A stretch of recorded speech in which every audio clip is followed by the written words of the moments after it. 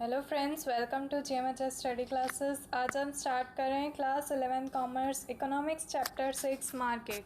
तो ये जो चैप्टर है 6, इस पे मैंने ऑलरेडी एक वीडियो अपलोड किया था जिसमें मैंने जो पेज नंबर 65 है आपकी टेक्स्ट बुक का, वहाँ तक का पूरा कंसेप्ट क्लियर उसमें एक्सप्लेन कर दिया था। अगर आप चाहते हैं उस वीडियो को देखना तो प्लेलिस्ट जो है इकोनॉमिक्स की, उसकी लिंक आपको डिस्क्रिप्शन में मिल जाएगी, जिसमें मैंने अब तक जो भी सॉल्यूशंस दिए हैं इकोनॉमिक्स के या फिर जो भी चैप्टर एक्सप्लेन किए हैं, सभी आपको लाइन वाइज एक सीक्वेंस में अरेंज्ड प्लेलिस्ट में आपको मिल जाएंगे। और जो पार्ट 1 है चैप्टर 6 का, वो भी मिल जाएगा। तो आज हम पार्ट 2 स्टार्ट कर रहे हैं, मार्केट बेस्ड ऑन कंपटीशन। यहाँ से मैंने बाकी रखा था और बाकी का आगे का फर्दर पूरा चैप्टर कंप्लीट हम इसी वीडियो में देखने वाले हैं। एक स्टूडेंट है, उन्होंने भी कमेंट किया था एग्ज़ाम्स आ रही है उनकी, तो ये पहले समझना चाहते थे वो पूरा चैप्टर यहाँ पर कंप्लीट।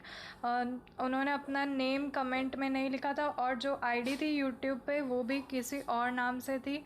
तो यहाँ पर मैं सॉल्व करवा रही हूँ, ये पूरा एक्सप्लेन करूँगी। यहाँ पर मार्केट बेस्ड ऑन कंपटीशन। अब यहाँ पर मार्केट बेस्ड ऑन कंपटीशन, पहले मार्केट जो लोकेशन पे बेस्ड थे वहाँ तक का टॉपिक क्लियर किया था। अब हम वापस स्टार्ट करें मार्केट बेस्ड ऑन कंपटीशन से। एक्चुअली मार्केट को अब कैसे क्लासिफाई किया गया है कंपटीशन के बेसिस पे। अब कंपटीशन यहाँ पर किसके बेसिस पे होता है? कंपटीशन होता है यहाँ पर ओनर्स के बीच में और उनकी सेलिंग और उनके प्रोडक्ट्स की डिमांड और प्राइस से रिलेटेड इन्हें क्लासिफाई किया गया है। एक है परफेक्ट कंपटीशन और सेकंड है इम्परफेक्ट कंपटीशन। मार्केट में परफेक्ट कंपटीशन होगी या फिर इम्परफेक्ट कंपटीशन होगी। इम्परफेक्ट अगर कंपटीशन रही तो 3 फर्दर पार्ट्स में डिवाइड होगी, जो है मोनोपोली, मोनोपोलिस्टिक कंपटीशन और ओलिगोपोली। तो अब इन तीनों को डिटेल में एक्सप्लेन करूँगी, इनकी कैरेक्टरिस्टिक्स भी एक्सप्लेन करूँगी, बट छोटा सा इंट्रोडक्शन ऐसा देना चाहूँगी जिससे यहीं पे आपके तीनों के डाउट्स यहाँ पर क्लियर हो जाएंगे। देखिए, परफेक्ट कंपटीशन में मैं यहाँ पर बायर्स और सेलर्स का एक छोटा सा इंट्रोडक्शन देना चाहूँगी जिससे ये टॉपिक आपका यहाँ पर क्लियर हो जाए। परफेक्ट कंपटीशन में जो बायर्स और जो सेलर्स, मतलब जो प्रोडक्ट को सेल कर रहे होंगे मार्केट में और जो परचेज़ करने वाले बायर्स होंगे, उनकी जो यहाँ पर रहेगी कितने बायर्स हैं, नंबर ऑफ़ बायर्स और नंबर ऑफ़ सेलर्स, वो कितने कितने रहेंगे, वो यहाँ पर अनलिमिटेड होते हैं परफेक्ट कंपटीशन में, जिसे न्यूमरस बायर्स और न्यूमरस सेलर्स कहा जाता है। उसके बाद जब इम्परफेक्ट कंपटीशन की साइड आते हैं तो यहाँ पर मोनोपोली में ओनली सिंगल यहाँ पर सेलर होगा और न्यूमरस बायर्स होंगे।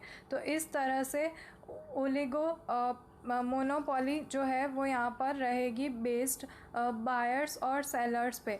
अब मोनोपोलिस्टिक कंपटीशन कैसा रहने वाला है? मोनोपोलिस्टिक कंपटीशन में जो बायर्स और सेलर्स हैं उनमें इन दोनों को ऐड कर दिया गया है। जैसे परफेक्ट कंपटीशन में न्यूमरस बायर्स और सेलर थे और मोनोपोली में ओनली 1 सेलर और न्यूमरस बायर्स। तो ऐसे इन दोनों को कंपेयर करके यहाँ पर रख दिया गया है मोनोपोलिस्टिक कंपटीशन में। जैसा कि आप देख सकते हैं यहाँ पर इसमें होंगे सम सेलर्स और न्यूमरस बायर्स हमेशा सेम रहेंगे, सब में अनलिमिटेड बायर्स होंगे, बट जो सेलर है तो इसमें सेलर सबसे ज़्यादा होंगे। मोनोपोली में एक ही सेलर होगा, मोनोपोलिस्टिक कंपटीशन में सेलर जो होंगे इन दोनों के मिलाकर सम सेलर्स, ना ही एक सेलर ना ही बहुत सारे सेलर, तो सम सेलर्स कहा जाता है।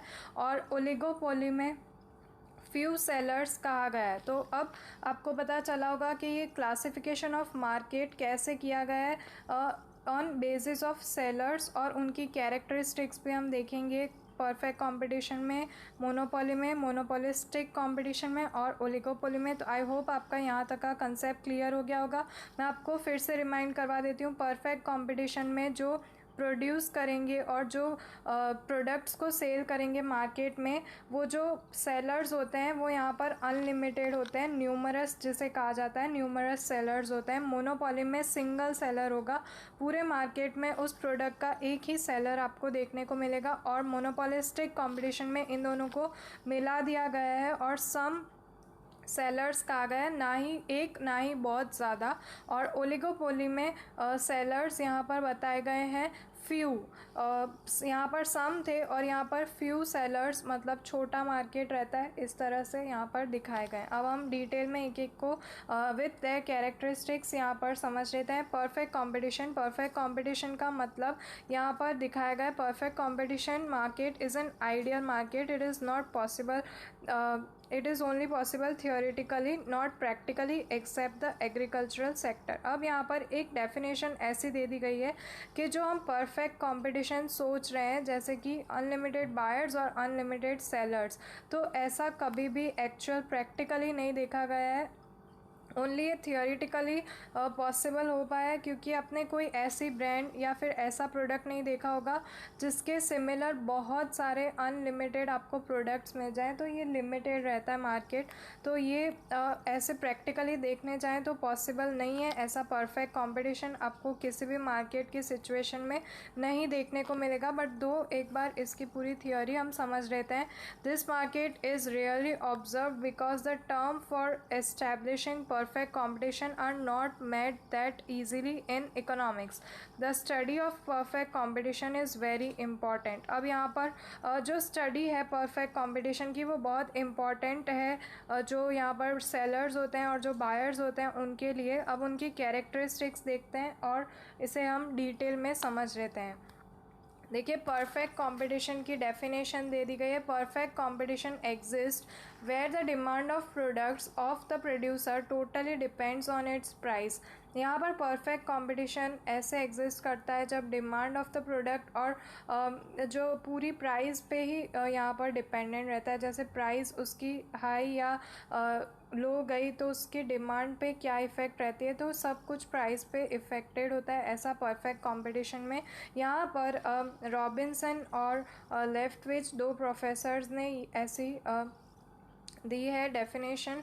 और next characteristics of perfect competition, जिसमें फर्स्ट है न्यूमरस बायर्स एंड सेलर्स। जैसा कि मैंने अभी आपको बताया, परफेक्ट कंपटीशन में बायर्स और सेलर्स न्यूमरस होते हैं और ऐसा मोस्टली एग्रीकल्चर फील्ड में देखा गया है। बाकी सारे मार्केट्स को छोड़कर हम प्रैक्टिकली नहीं देख सकते हैं, बट एग्रीकल्चर फील्ड में ऐसा होता है।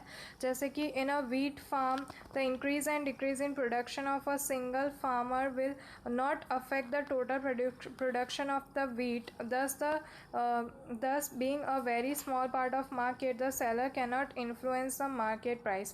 तो ऐसे ही यहाँ पर एक एग्जांपल दिया गया है कि अगर प्राइस में एक वीट सेलर है, अगर वो प्राइस इंक्रीज़ या डिक्रीज़ करता है या फिर प्रोडक्शन इंक्रीज़ या डिक्रीज़ करने से पूरे फार्म में कोई भी इफ़ेक्ट पड़ने वाली नहीं है।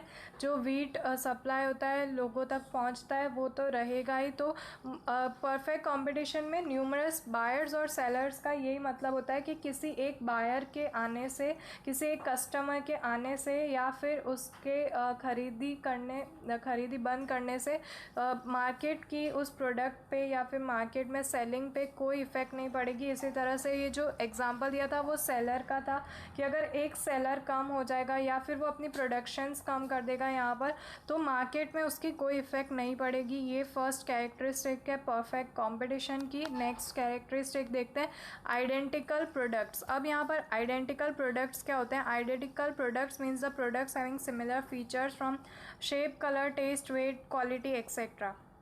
जैसे कि कोई एक आप प्रोडक्ट ले रहे हैं, जैसे कि कोई टूथपेस्ट हो गया, उसके जैसा ही सेम टूथपेस्ट आपको अगर मार्केट में अवेलेबल मिल जाता है, जिसका कलर सेम हो या फिर टेस्ट और या फिर उसका यूजेज सेम हो और प्राइस भी आइडेंटिकल हो, तो उसे आइडेंटिकल प्रोडक्ट्स कहा जाता है, जिसे आप इजीली चेंज कर सकते हैं और उससे आपकी लाइफ में कोई भी चेंज नहीं आएगा और ना ही आपको बहुत डिफरेंट लगेगा।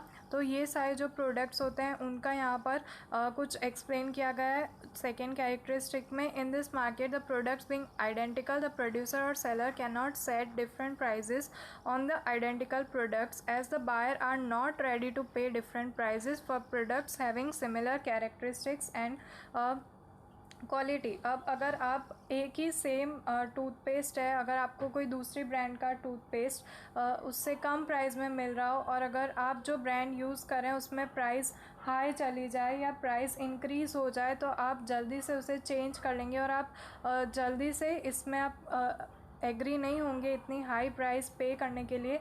तो यहाँ पर जो कंज्यूमर्स की इस बिहेवियर को देखते हुए जो प्रोड्यूसर्स हैं वो प्राइजेस हाई नहीं करते हैं, वो ध्यान में रखते हैं आइडेंटिकल प्रोडक्ट्स को कि हमारे जो कंपटीटर्स हैं वो क्या प्राइस रख रहे हैं। तो आप देखेंगे अगर मार्केट में अगर आप जैसे कि बिस्किट्स या फिर वेफर्स जो भी आप परचेज़ कर रहे हैं तो उनकी प्राइस जो है वो आइडेंटिकल रहती है, सिमिलर रहती है हर एक प्राइस, वो इसी रीज़न से बिकॉज उनका कंपटीशन यहाँ पर टफ़ होता है।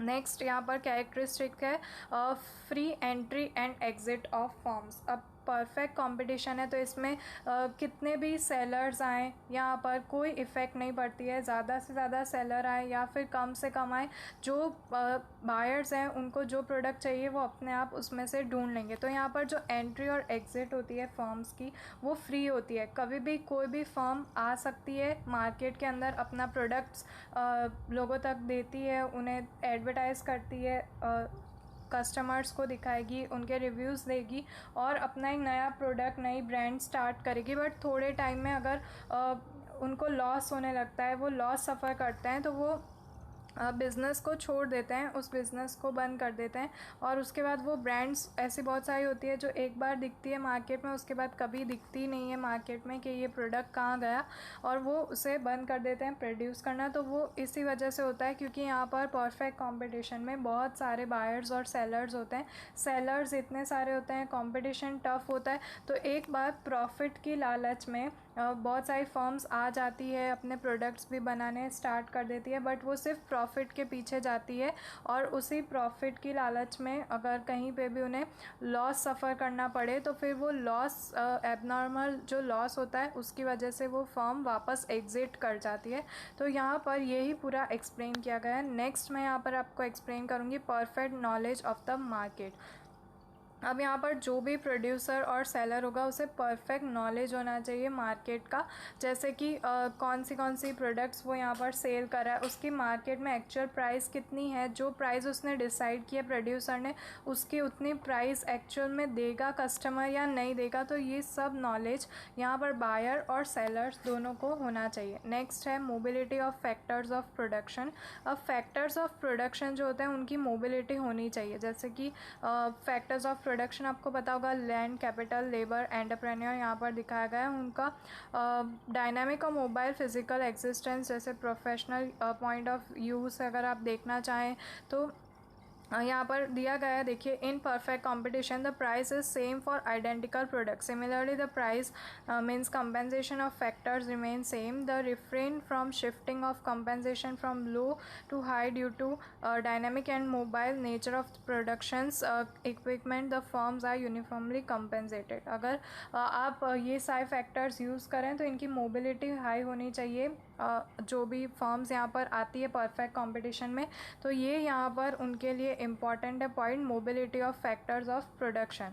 नेक्स्ट कैरेक्टरिस्टिक देखते हैं, नो ट्रांसपोर्टेशन एक्सपेंसेस। अब यहाँ पर जो परफेक्ट कंपटीशन में जो भी प्रोडक्ट्स जो भी ब्रांड्स आती है उनका एक ही यहाँ पर मोटिव होता है कि वो सारी एक्सपेंसेस, सेलिंग एक्सपेंसेस इतनी बढ़ा देंगे, प्रोडक्ट को इतना अट्रैक्टिव करेंगे, कुछ ना कुछ ऑफ़र्स उसमें लगाएंगे, उसकी पैकेजिंग अट्रैक्टिव बनाएंगे, उसके एडवर्टाइजमेंट एक्सपेंसेस ज़्यादा से ज़्यादा करेंगे, जैसे किसी सेलिब्रिटी को लाया ऐड में और एक्सपेंसेस बहुत बढ़ गए हैं तो ये सब कुछ उन्होंने कॉस्ट में ऐड कर दिया। बट उसके सामने अगर वो ट्रांसपोर्टेशन जैसी नॉमिनल कॉस्ट निकाल दें, उसे ज़ीरो रखें यहाँ पर, तो उनकी जो बाकी की प्राइस है उसमें ज़्यादा चेंज नहीं आएगा और नॉमिनल होती है ट्रांसपोर्टेशन एक्सपेंसेस तो वो इंक्लूड नहीं करते हैं। तो ऐसा देखा गया है कि परफेक्ट कंपटीशन में जो भी प्रोडक्ट्स वो सेल करते हैं, ऐसे प्रोडक्ट्स ऐसी ब्रांड्स जो आ जाती है परफेक्ट कंपटीशन में, वो ट्रांसपोर्टेशन एक्सपेंसेस यहाँ पर इंक्लूड नहीं करती है टोटल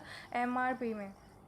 उसके बाद मोनोपॉली। मोनोपॉली यहाँ से नया टॉपिक स्टार्ट हो रहा है, मोनोपॉली। अब मोनोपॉली का मतलब होता है यहाँ पर एक ही सेलर, मतलब किसी एक कोई एक ही सेलर है पूरे एरिया में, पूरे सिटी में उस ब्रांड का, और वो जो भी प्राइस डिसाइड करेगा उसमें पीपल उसे परचेज़ करेंगे ही करेंगे। जैसे कि अगर कोई रिफाइंड सॉल्ट यूज़ कर रहा होता है तो स्टार्टिंग में टाटा सॉल्ट जैसा और कोई सॉल्ट आया नहीं था, और जो भी रिफाइंड यूज़ कर रहे थे सॉल्ट, तो अगर टाटा सॉल्ट की प्राइस में थोड़ा सा भी इंक्रीज़ डिक्रीज़ होता था फिर भी कंज्यूमर्स उसे ही परचेज़ करते थे, क्योंकि और कोई ऑप्शन नहीं होता था। तो इसी तरह से इसे मोनोपोली कहा जाता है कि अगर वो प्राइस इंक्रीज़ करेगा फिर भी कंज्यूमर्स उसे परचेज़ करेंगे। तो यहाँ पर एक्सप्लेन भी किया गया है। देखिए, मोनोस का मतलब होता है सिंगल और पोलियंस का मतलब होता है सेलर। तो पूरे मार्केट में ऐसा सिंगल सेलर होगा उस ब्रांड का, उस प्रोडक्ट का, या उसे प्रोड्यूस करने वाला सिंगल पर्सन ही होगा। तो यहाँ पर दो डेफिनेशंस भी दी गई है मोनोपोली पे, आप रीड कर सकते हैं। मैं जल्दी से कैरेक्टरिस्टिक्स पे आती हूँ मोनोपोली की। ओनली वन प्रोड्यूसर और सेलर एंड न्यूमरस बायर्स। जैसा कि मैंने एक्सप्लेन किया, इस मोनोपोली के मार्केट में अगर इसे डिफ़ाइन किया जाए तो ऐसे मार्केट में एक ही प्रोड्यूसर होगा उस ब्रांड का, और उसके बायर्स जो होंगे वो न्यूमरस होंगे, अनलिमिटेड बायर्स होंगे उसके। और सेकेंड है एब्सेंस ऑफ सब्सटीट्यूट गुड्स। यहाँ पर सब्सटीट्यूट गुड्स एब्सेंस होता है, कोई फ़र्क नहीं पड़ता उसे कि उसके जो सब्सटीट्यूट गुड्स हैं उनकी प्राइस क्या चल रही है, उनकी क्वालिटी क्या है। तो जो मोनोपोली मार्केट होता है उसमें ये बेनिफिट है कि जो भी सब्सटीट्यूट्स होते हैं उनकी प्राइस में इंक्रीज़ डिक्रीज़ आना या उनका एग्जिस्टेंस होना या नहीं होना, इस प्रोडक्ट पे कोई उसकी इफ़ेक्ट नहीं रहेगी। थर्ड है restrictions over the entry of new firms. अब रिस्ट्रिक्शंस कैसे आ जाती है, अगर पहले से ही कोई फर्म इतनी हाई लेवल पर पहुंच चुका होगा तो हर कोई नई फर्म एंटर करते समय उसमें दो बार सोचेगा कि ऐसे कंपटीशन में जाना चाहिए या नहीं। तो ये रिस्ट्रिक्शंस होते हैं न्यू फर्म्स के लिए कि वो एंट्री करें या ना करें। नेक्स्ट होता है कंट्रोल ओवर द प्राइस और सेल। अब यहाँ पर जो प्राइस और उसकी सेल्स पे जो कंट्रोल होता है वो उस एक ही प्रोड्यूसर का होता है, और वो मैक्सिमम प्रॉफिट इसमें अर्न कर सकता है। वो जो प्राइस चाहेगा वो प्राइस वहाँ पर लगाएगा, और जब वो चाहेगा तब वो सेल्स करेगा या फिर उसकी सेल्स रोक सकता है। उसके बाद है super normal profit. Super normal profit का मतलब होता है जो भी उसने प्राइस लगाई है, अगर उसमें कंज्यूमर्स परचेज़ कर रहे हैं और उसी का अकेला एक प्रोडक्ट है उस चीज़ के लिए, तो उसके ही प्रोडक्ट्स ज़्यादा से ज़्यादा सेल होंगे और उसको बहुत सारा प्रॉफिट हो सकता है, जिसे सुपर नॉर्मल प्रॉफिट कहा जाता है। उसके बाद आता है प्राइस डिस्क्रिमिनेशंस। अब प्राइस डिस्क्रिमिनेशंस कैसे होते हैं, यहाँ पर आप एग्जांपल देख सकते हैं। डॉक्टर, जैसे अगर एक एरिया में एक ही डॉक्टर है और उसी के बाद सब जा रहे हैं पेशेंट्स, तो वो जो भी यहाँ पर प्राइस डिसाइड करेगा, क्योंकि उसके पास कंपटीशन नहीं। अगर कॉम्पिटिटर होगा तो वो अपनी प्राइस थोड़ी डाउन थोड़ी लो लेकर आ सकता है, but because of absence of any competitor doctor can charge any price. यहाँ पर एग्जांपल दिया गया है सिर्फ आपको। इस तरह से मार्केट में भी होता है प्राइस डिस्क्रिमिनेशन, जिसे कहा जाता है। नेक्स्ट है फर्म इज़ इंडस्ट्री। यहाँ पर जो भी फर्म होगी वो एक इंडस्ट्री की तरह होगी, अपने आप सारे डिसीजंस देगी और जैसे चाहे वैसे प्रोडक्शंस अपने प्रोड्यूस करेगी। जो भी यहाँ पर उसके प्रोडक्ट्स होंगे उनकी कैसी रहेगी प्राइस, वो सब ये डिसाइड करेगी। उसके बाद नेक्स्ट है मोनोपोलिस्टिक कंपटीशन। मोनोपोलिस्टिक कंपटीशन में यहाँ पर दोनों को मिला दिया गया है, परफेक्ट कॉम्पिटिटिव और जो मोनोपोली मार्केट्स है दोनों को यहाँ पर मिलाकर मोनोपोलिस्टिक कंपटीशन एक बना दिया गया है, जिसमें आप यहाँ पर देख सकते हैं लार्ज नंबर ऑफ सेलर्स और न्यूमरस बायर्स। जैसे न्यूमरस सेलर्स और न्यूमरस बायर्स थे उसको हटाकर यहाँ पर लार्ज नंबर कर दिया गया है। तो यहाँ पर लार्ज नंबर में सेलर्स आ चुके हैं और न्यूमरस बायर्स आ चुके हैं इस मार्केट में। तो ये उसकी फ़र्स्ट कैरेक्टरिस्टिक है। सेकंड है प्रोडक्ट डिफ्रेंसिएशन। अब यहाँ पर क्वालिटी और नेचर के बेस पे प्रोडक्ट में डिफ्रेंसिएशंस किए जाते हैं कि टेस्ट क्वालिटी वेट में कौन सा प्रोडक्ट डिफ़र कर रहा है, उसी तरह से उसकी प्राइस यहाँ पर डिसाइड होगी। नेक्स्ट थर्ड है free entry and exit of firm. तो यहाँ पर फ्री एंट्री और एग्ज़िट ऑफ फर्म कैसे यहाँ पर डिपेंडेंट है वो भी मैं आपको एक्सप्लेन करती हूँ। The free movement of the firm the unrestricted entry of the firm, the supernormal profit affects the firms freely in the market. Even when the firm suffer loss, they are free to exit from market. जैसा कि मैंने अभी आपको explain किया, वो super normal profit को देखते हुए आते हैं, एंट्री करते हैं फर्म्स नए मार्केट में, और उसके बाद जैसे ही लॉस सफ़र करते हैं वो एग्ज़िट कर देते हैं.